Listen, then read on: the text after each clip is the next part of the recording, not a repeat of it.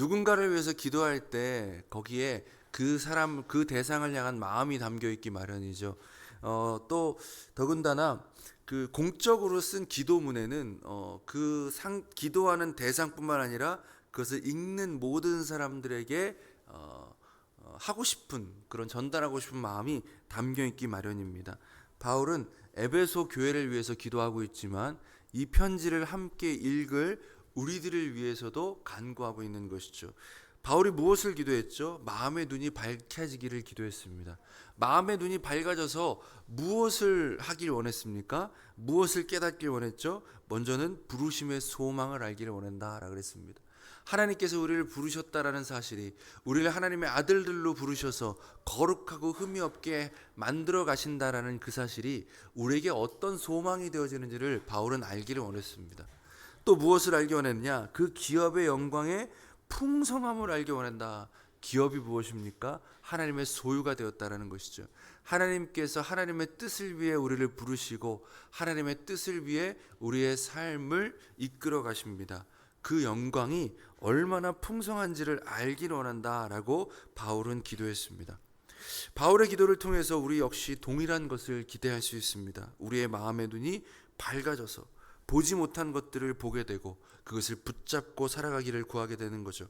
이 세상에 소망을 두었던 우리가 더 이상 땅의 것에 소망을 두지 않고 나를 구속하시어 하나님의 자녀가 되게 하신 그 하나님의 부르심에 소망을 두고 살아가기를, 나를 위해 당신의 모든 것을 버리시고 자녀 삼으신 그 부르심에 결코 후회나 헛된 결말이 있을 수 없다라는 것을 우리가 알고 헛된 것을 뒤로하고 우리를 부르신 하나님께 소망 두고 나아가기를 우리가 기도하게 되는 것입니다. 또 우리의 영광이 어디에 있으며 그 영광이 얼마나 풍성한지를 보게 되길 원하는 것이죠. 세상에서 많은 것을 가지고 많은 일을 행한 사람들의 잠깐의 영광을 부러워하는 것이 아니라 우리를 기업으로 삼으시고 자신의 영광을 나타내시는 하나님의 영광을 바라보며 그 영광스러운 일 가운데 쓰임받고 있음에 감사하며 우리의 결국이 어떤 영광으로 결론 지어지는지를 믿으며 오늘의 삶을 견디고 인내하기를 간구하게 되는 것입니다. 그렇게 우리의 눈이 밝아져서 새로운 삶을 살아가기를 소망하게 됩니다. 우리는 오늘 바울의 기도 중 세 번째 부분을 살펴봅니다. 세 번째는 무엇이냐면 우리에게 베푸신 능력의 지극히 크심이 어떠한지를 알기 원한다라고 해요.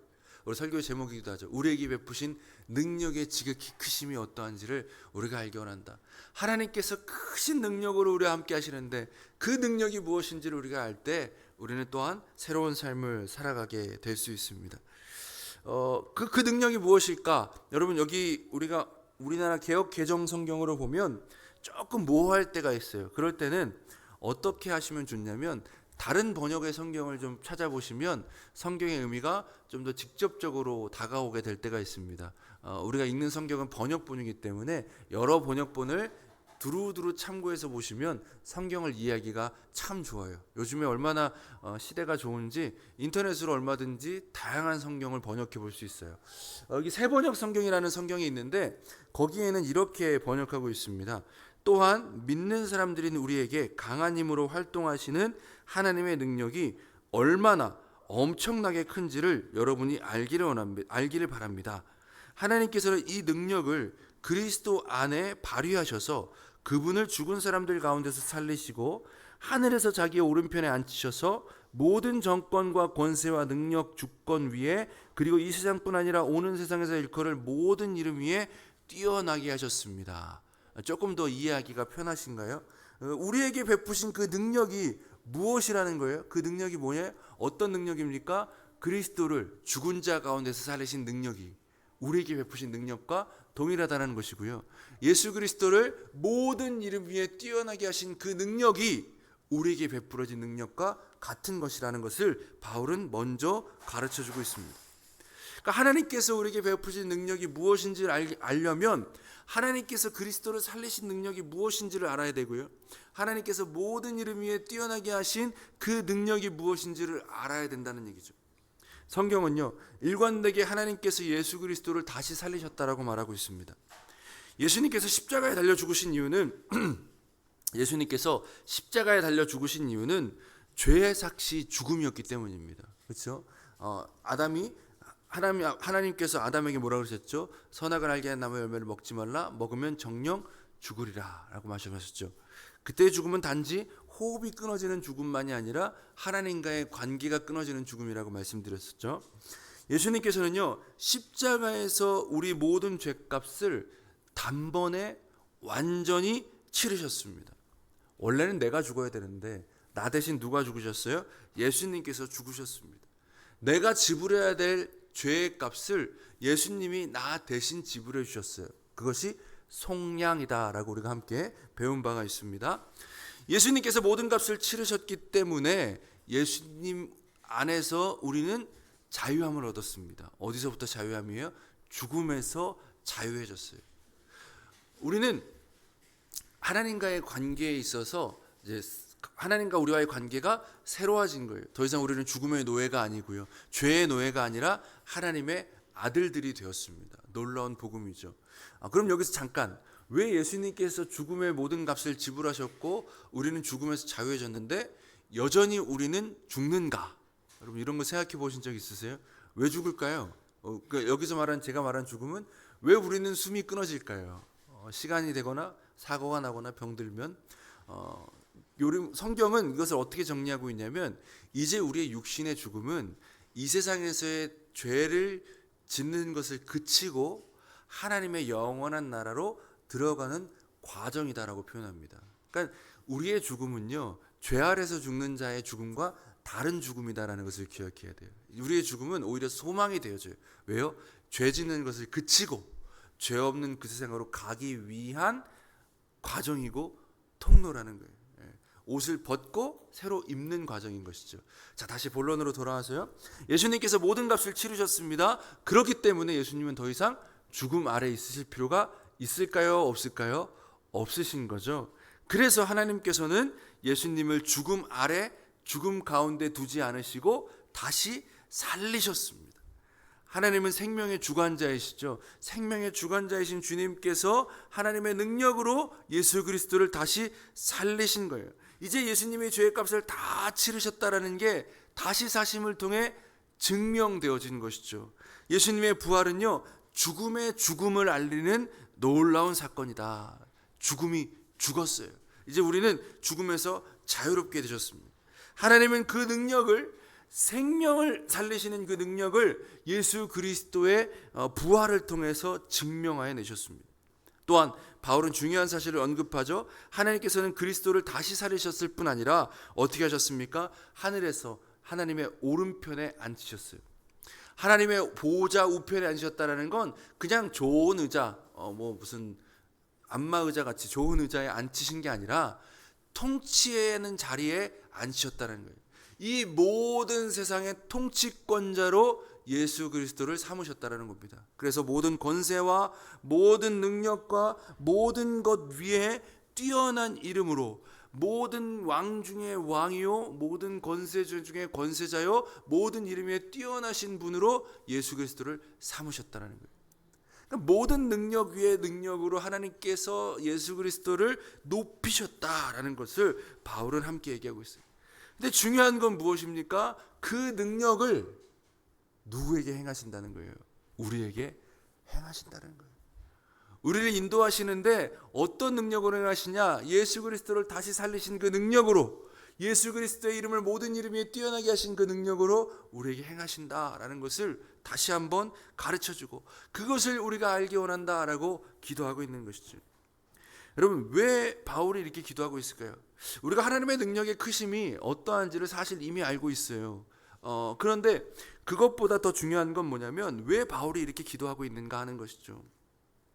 우리가 첫 시간에 잠시 다루었듯이 에베소라는 도시는 당시에 번성한 항구였어요. 우리나라로 하면 부산 정도 될까요? 번성한 항구였다라는 것은 경제적으로 풍요로운 곳이었다는 것이고, 고대 사회에서 경제적으로 풍요로운 도시는 늘 두 가지가 엮여집니다. 뭐냐면 도덕적 타락과 우상숭배예요. 우상숭배와 도덕적 타락은 또 연결되어지는데, 쉬운 예로 로마가 왜 멸망했다 그러죠? 로마는 당대에 가장 강한 나라였어요. 아무도 로마를 건들 수가 없었죠. 근데 로마는 멸망했어요. 무엇 때문에 멸망했죠? 스스로 자멸했다 그러죠. 그 로마의 멸망에 가장 그 중심의 역할을 한 것 중에 하나가 목욕탕인 거 아세요? 목욕탕. 로마 시대 목욕탕, 우리 시대 목욕탕이랑 좀 다르죠.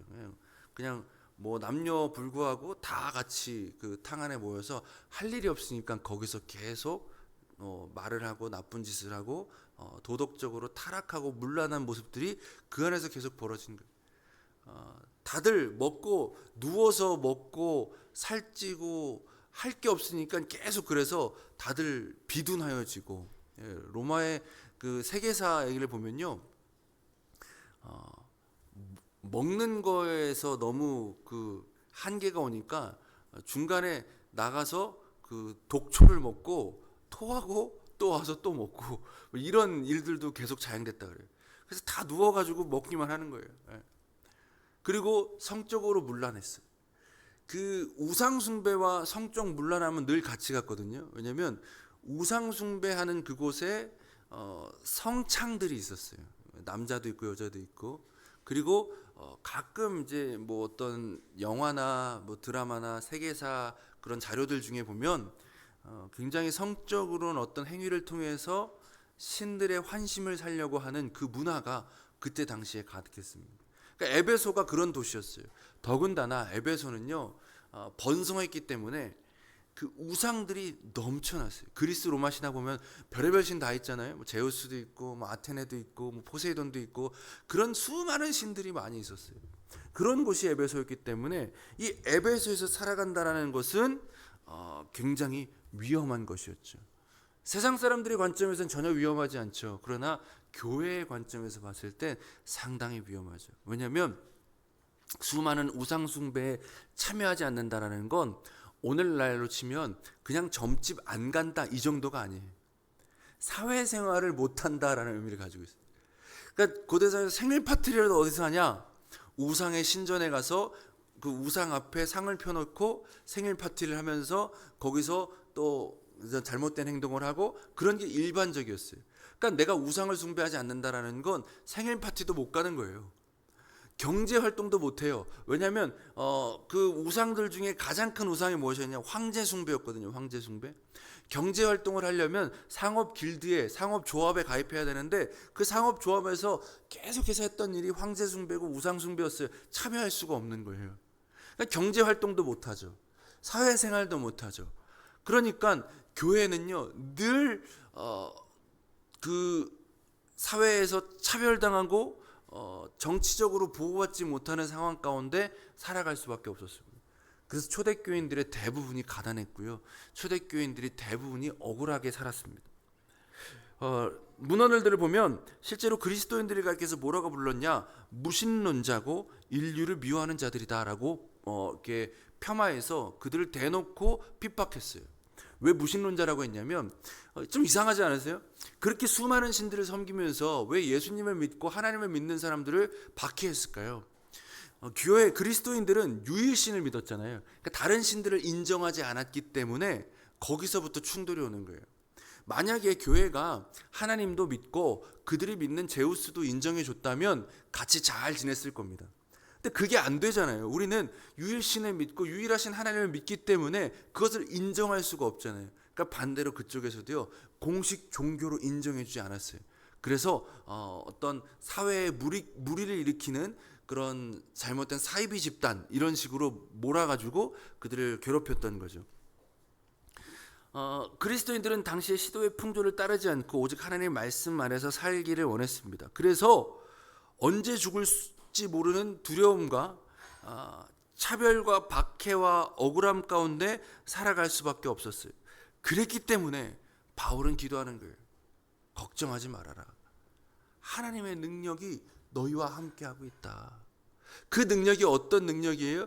그리스도를 죽음 가운데서 다시 살리신 그 능력이 너희와 함께하고 있으니 죽음을 두려워하지 말아라.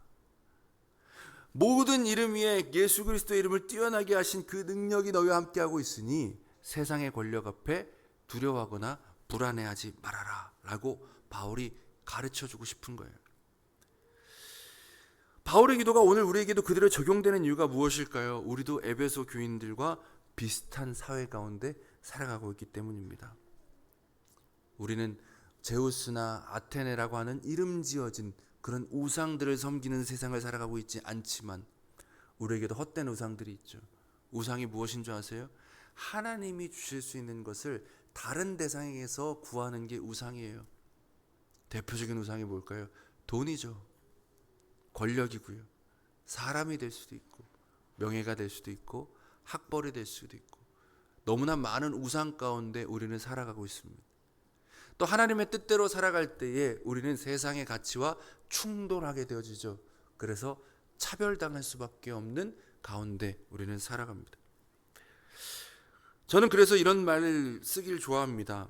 그리스도인들의 말로 종종 죽기밖에 더하겠냐라는 말을 할 수 있는 유일한 사람들이다. 왜요? 이미 죽음에서 살리신 예수 그리스도를 죽음에서 살리신 하나님의 능력을 우리가 믿으니까, 죽음에서 자유케 되었다는 걸 믿으니까 우리는 어떻게 얘기할 수 있어요? 죽기밖에 더하겠냐. 이러다 죽으면 죽음에서 살리신 하나님의 능력이 우리를 책임져 주시는 걸 믿기 때문에 담대히 나아갈 수 있는 것이죠. 고린도후서에서 바울이 똑같이 얘기해요. 주 예수를 다시 살리신 이가 예수와 함께 우리도 다시 살리사 너희와 함께 그 앞에 서게 하실 줄 아노라. 우리는 정말로 그렇게 살아갈 수 있습니다. 죽음에 두려워하지 않고 죽음의 위기 가운데서도 하나님의 말씀을 붙잡고 살아갈 수 있는 존재가 바로 그리스도인입니다. 그런데 실제로는 두렵죠.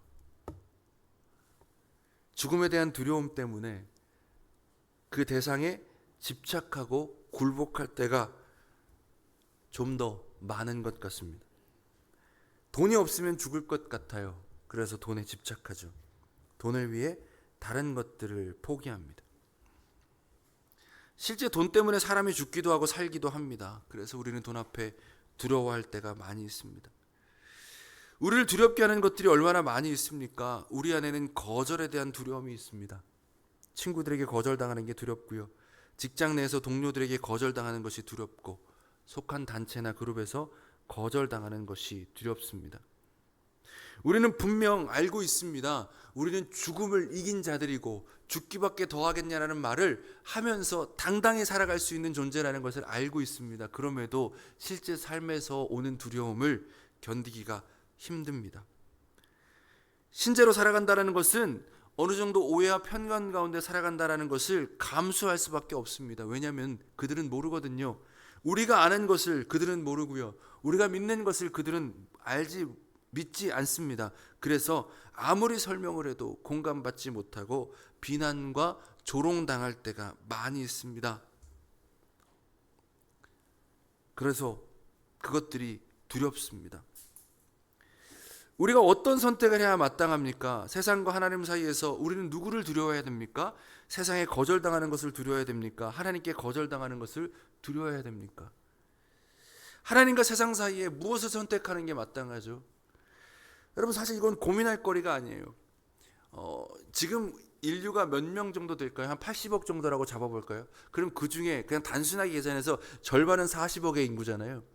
여러분, 제가 결혼을 해서 한 여인을 선택했습니다. 그 선택은요, 무엇을 반증하는 건 줄 아세요? 제가 40억의 인구를 버리고 한 명의 여인을 선택했다는 것을 말하는 것이기도 하죠. 제가 엄청난 선택을 한 거잖아요. 40억의 인구와 한 명의 여인 중에 누구의 말을 따르고 누구를 사랑해야 될까요? 이거 고민할 거리가 아니잖아요. 제가 나머지 40억의 인구에 거절당하는 걸 두려워서 지금 제 옆에 있는 그 한 사람을 거절한다는 것은 맞는 얘기가 아닌 거죠. 고민할 거리가 아니에요. 그런데 우린 두려워요. 세상에 거절당하는 게 두려워서 하나님을 외면하고 타협할 때가 훨씬 더 많이 있습니다. 어떻게 하면 좋을까요? 그래서 바울은 우리 위해 기도하는 거죠. 너희가 알기를 원한다. 하나님의 능력이 무엇인지를 알기 원한다. 하나님의 능력이 무엇인지를 알면 두려움 가운데서도 하나님을 선택할 수 있는 용기가 우리에게 주어질 것을 믿기 때문에 바울은 그렇게 기도하는 것이죠.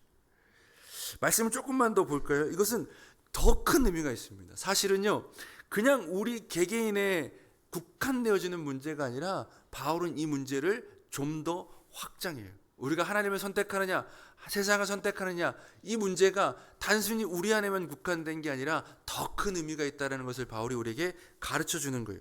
그 말이 22절과 23절로 연결되어 줍니다. 또 만물을 그의 발 아래 복종하게 하시고 그의 만물 위에 교회의 머리로 삼으셨느니라. 교회는 그의 몸이니 만물 안에서 만물을 충만하게 하시는 이의 충만함이니라. 바울은 그 하나님의 능력을 어디까지 연결시키냐면 그 만물을 발 아래 복종하게 하신 그분께서 이제 그 예수 그리스도를 교회의 머리로 삼으셨다라는 것과 연결시켜요. 그럼 여기서 잠깐 교회가 무엇인지를 좀 살펴볼까요? 교회가 무엇이에요? 교회는 무엇입니까? 누군가가 교회가 뭐예요? 라고 물어보면 뭐라고 대답하시겠어요? 이현로 115길 샬롬 교회가 교회입니까? 교회 건물이죠. 교회 건물과 교회는 구별될 필요가 있습니다. 교회는 건물이 아니라요, 그리스도를 머리로 한 한 몸이 교회입니다. 몸은 수많은 지체로 구성되어 있죠. 눈이 있고 코가 있고 입이 있고 손가락이 있고요. 모양이 다 달라요. 내장기 하는 일들이 다 틀려요. 근데 이게 하나가 돼서 한 몸을 이룹니다. 교회는 예수 그리스도를 머리로 한 몸이 교회예요. 그러니까 누군가 교회가 무엇이냐라고 물어보면은 예수 그리스도를 머리로 한 공동체가 교회입니다라고 얘기하면 돼요. 여러분 여기서 그 예수 그리스도를 머리로 했다라는 게 되게 중요해요. 그냥 모임이 그냥 공동체가 교회가 아니에요. 예수 그리스도를 머리로 한 공동체가 교회입니다. 만약 머리이신 그리스도를 뺀다면요, 그건 교회가 아니라 그냥 로타리 클럽이 되는 거죠. 그냥 동호회가 되는 겁니다. 그리스도께서 본질이 되는 거죠. 좀 잔인한 비유를 들어볼까요? 제가 손가락이 잘려가지고 손가락이 떨어지면 손가락을 가리켜서 저라고 얘기합니까? 아니면 잘려있는 저를 가리켜서 저라고 합니까? 저를 가리켜 저라고 하죠. 말이 좀 이상해요. 저를 가리켜, 어쨌든 이 몸을 가리켜 저라고 하죠.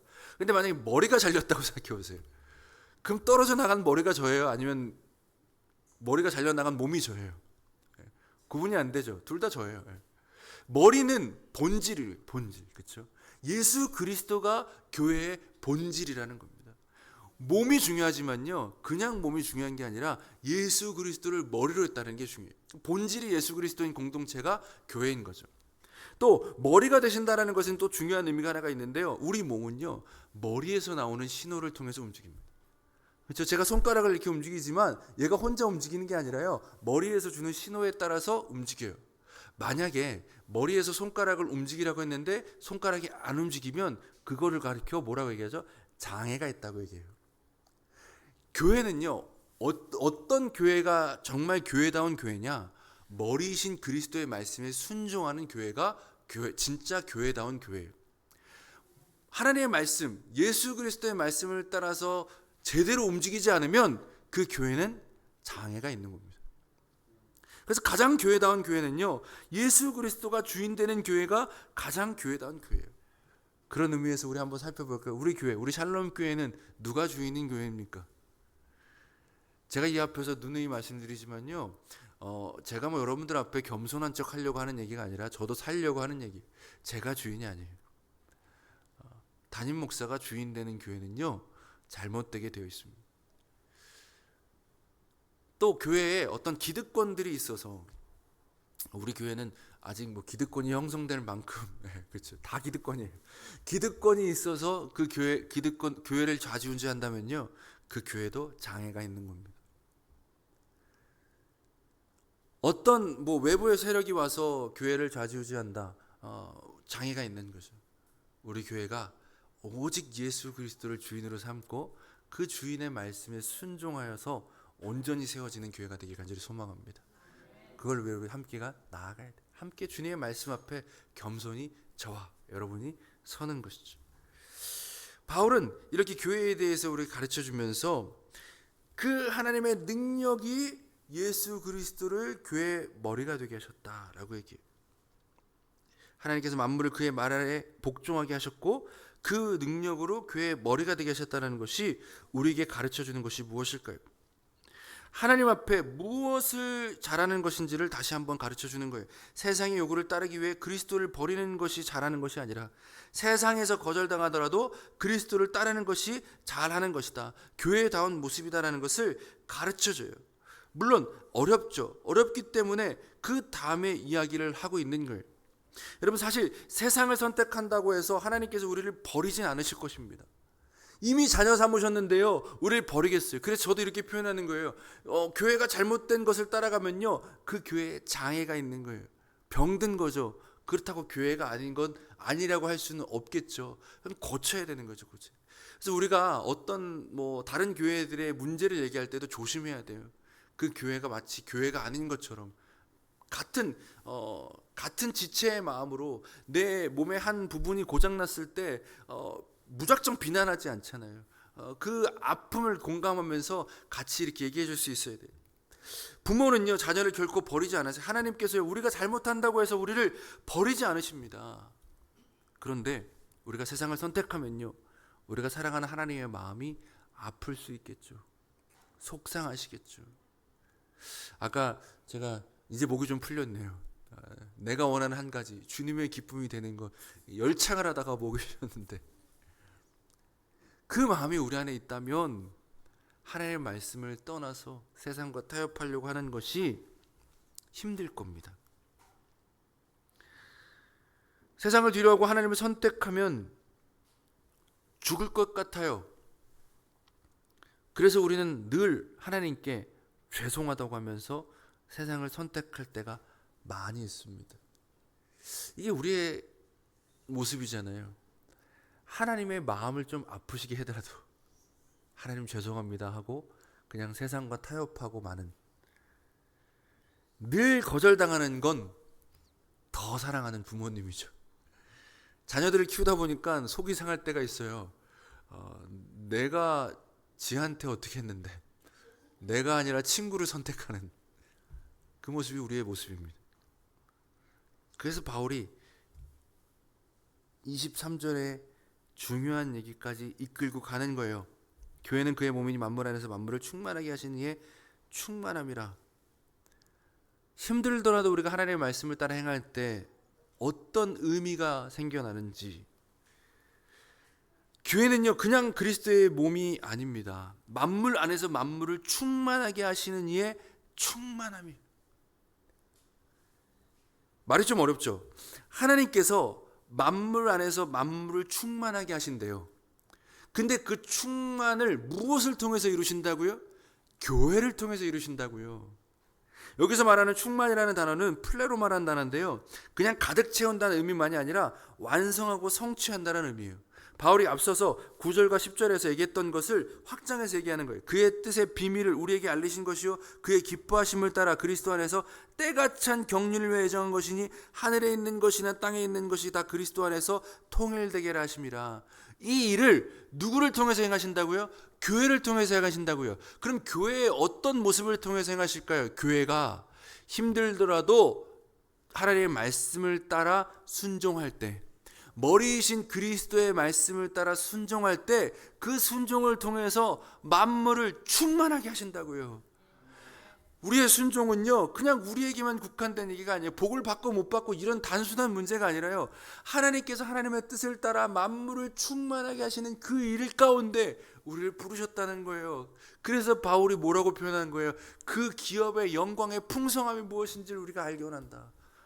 무엇을 위해 우리가 부름받았는지를 우리가 늘 기억해야 됩니다. 이 얘기가 바울이 로마서에서는 이렇게 얘기한 적이 있습니다. 피조물이 고대하는 바는 하나님의 아들들이 나타내는 것이니, 하나님의 아들들이라 그랬죠. 우리가 피조물이 허무한데 굴복하는 것은 자기 뜻이 아니요 오직 굴복하게 하신 이로 말미암음이라. 그 바라는 것은 피조물도 썩어짐에 종노릇하는 데서 해방되어 하나님의 자녀들의 영광의 자유에 이르는 것이니라. 이 온 피조물들이요, 하나님의 아들들이 등장하기를 기대하고 있었대요. 그 아들들을 통해 세상에 어그러진 것들이 펴지고 무너진 것들이 세워지고 망가진 것들이 고쳐질 것이기 때문에 피조물들이 고대하였대요. 그 일이 우리 가운데 시작됐다고요. 우리의 부르심은 그냥 부르심이 아닙니다. 우리는 놀라운 부르심 가운데 있어요. 우리가 순종할 때 우리가 하나님의 말씀대로 할 때요, 우리는 그 일들을 보게 될 겁니다. 쉽지 않죠. 근데 그 쉽지 않은 일을 해내는 것이 우리에게 맡겨진 사명이, 그 사명을 따라 행할 때 우리를 통해 하나님께서는 만물을 충만하게 하신다, 완성하신다. 얼마나 놀라운 일이에요. 자, 그러면요, 이제 앞에서부터 여기까지를 쭉 연결해서 생각해 볼게요. 바울은 왜 에베소 교회가 하나님의 능력을 알기 원한다고 기도했을까요? 교회가 만물을 충만하게 하시는 게 충만이고, 순종할 때 그 충만함을 이루어지기 때문에. 근데 그 능력이 무엇이라 그랬죠? 그리스도를 죽음에서 살리신 능력이다 라고 얘기했어요. 그럼 그리스도를 죽음에서 살리신 하나님의 능력이 우리와 함께함을 믿는다면 무엇이 가능하다는 거예요? 기꺼이 죽음의 자리에 서는 것이 가능하다는 거죠. 그 능력이 무엇인지를 우리가 알면 기꺼이 죽으러 가는 것을 할 수 있게 되어진다라는 거예요. 왜요? 하나님이 우리를 다시 살리실 것을 믿기 때문에. 죽어도 끝이 아니다. 우리의 죽음을 통해 하나님께서 만물을 충만케 하신다는 것을 믿기 때문에 기꺼이 죽음의 자리로 걸어갈 수 있게 된다는 것이, 이것은요, 예수님께서 이미 우리 가운데 하셨던 말씀이에요. 제자들을 통해서 하셨던 말씀이에요. 이 예수께서 제자들에게 이르시되 누구든지 나를 따라오거든 자기를 부인하고 자기 십자가를 지고 나를 따를 것이니라. 누구든지 제 목숨을 구원하고자 하면 잃을 것이요 누구든지 나를 위하여 제 목숨을 잃으면 찾으리라. 자기를 부인하고 자기 십자가를 지고 가는 게 예수님을 따라가는 거래요. 머리이신 예수님을 따라가는 게 그거래요. 자기를 부인하는 게 뭐예요? 나를 내려놓고 주님의 뜻을 따라가는 거예요. 십자가는요, 형틀이에요. 죽음의 형틀이죠. 그 죽음을 메고 가는 게 주님을 따라가는 거래요. 여러분, 이순신 장군의 유명한 말이 있죠. 필생즉사 필사즉생. 사실요, 예수님께서 먼저 하셨어요. 보세요. 제 목숨을 구원하고자 하면 잃을 것이요 누구든지 나를 위하여 제 목숨을 잃으면 찾으리라. 우리가 죽으면요, 주님의 그 부활하게 하시는 주님의 능력이 우리를 살리셔서 그 일을 통해서 만물을 충만하게 하신대요. 죽음을 두려워하지 않고 나아갈 수 있게 되어지는 것이죠. 이 능력을 알 때, 이 능력이 무엇인지를 믿을 때 기꺼이 우리는 죽음으로 나아갈 수 있습니다. 그러면 말씀을 우리 마무리 짓기 전에 조금만 깊이 들어갔다 나올게요. 죽는다는 게 뭘까요? 우리에게 있어서 죽는다는 게 무엇일까요? 저는 요즘에 참 감사하게도 시편 묵상 우리가 이제 같이 시작했잖아요.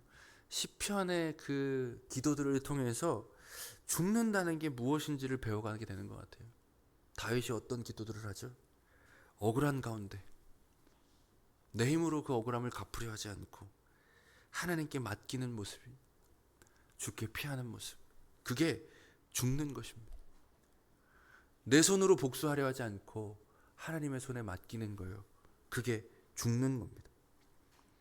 답답함과 억울함 가운데서 묵묵히 자리를 지키면서 하나님께 피하는 게 죽는 거예요.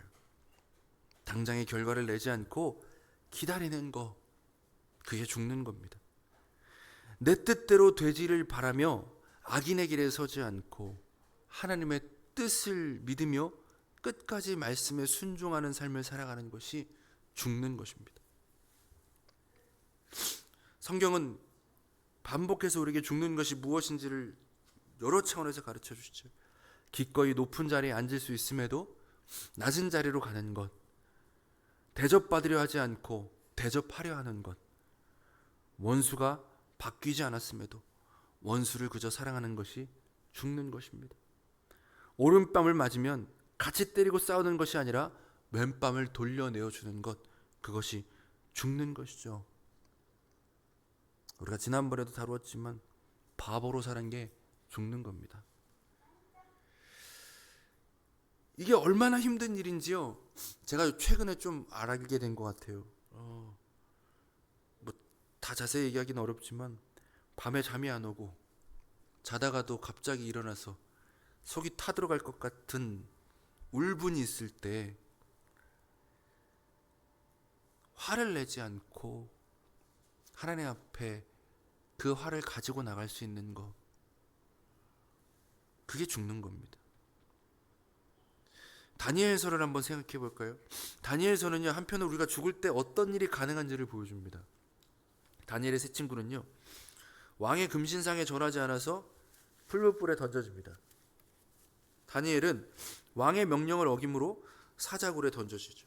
둘 다 죽음을 맞이합니다. 그런데 하나님께서는 그들을 죽음에서 살리셨습니다. 풀무불에서 건지시고요, 사자굴에서 보호하셨습니다.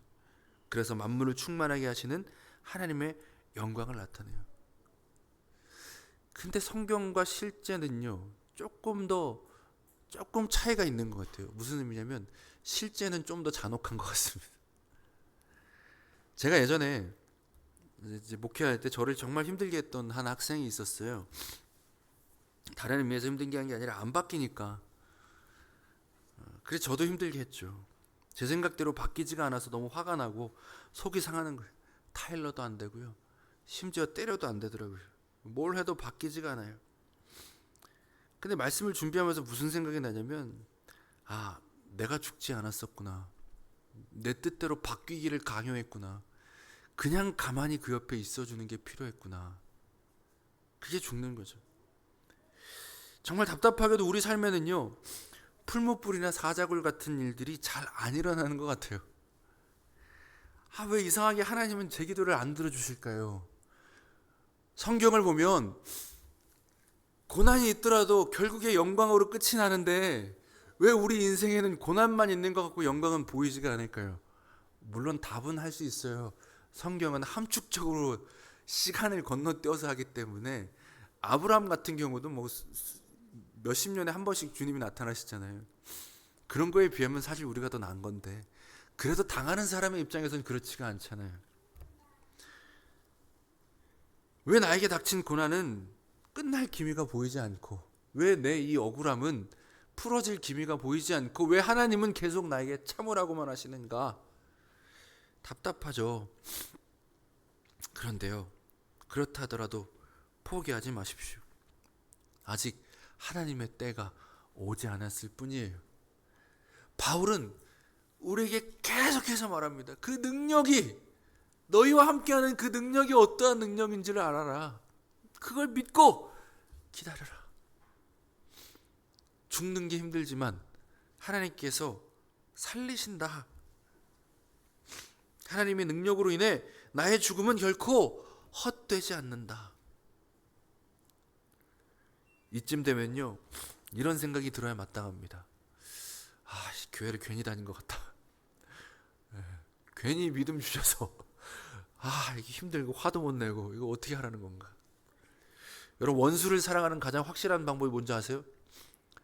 전도하는 겁니다. 너도 당해봐라. 그렇죠? 근데 가만 생각해 보면요, 고난 가운데 우리가 불평하는 불평이 뭐랑 닮은지 아세요? 자녀가 부모에게 이럴 거면 왜 낳았습니까? 라고 불평하는 거랑 닮은 거예요. 그래서 우리에겐 믿음이 필요합니다. 부르심의 소망을 아는 믿음, 그 기업의 영광의 풍성함을 아는 믿음, 무엇보다 예수 그리스도를 다시 살리신 하나님의 능력이, 예수 그리스도를 모든 이름 위에 뛰어나게 하신 그 하나님의 능력이 지금 우리와, 죽음 가운데 있는 우리와 함께 한다라는 그 믿음을 우리가 갖고 살아가는 것이 중요합니다. 그 믿음이 저 여러분 가운데 충만하게 되기를 소망합니다. 하나님께서 우리의 마음의 눈을 밝히셔서 그 믿음을 가지고 기꺼이 죽음의 자리로 나가게 하기를 소망합니다. 물론 두렵지만 하나님께서 우리의 죽음을 결코 죽음으로 끝나게 하지 않는다. 우리를 통해 만물을 충만하게 하신다는 것을 믿으며 기꺼이 죽음의 삶을 살아가는 저 여러분 되기를 소망합니다.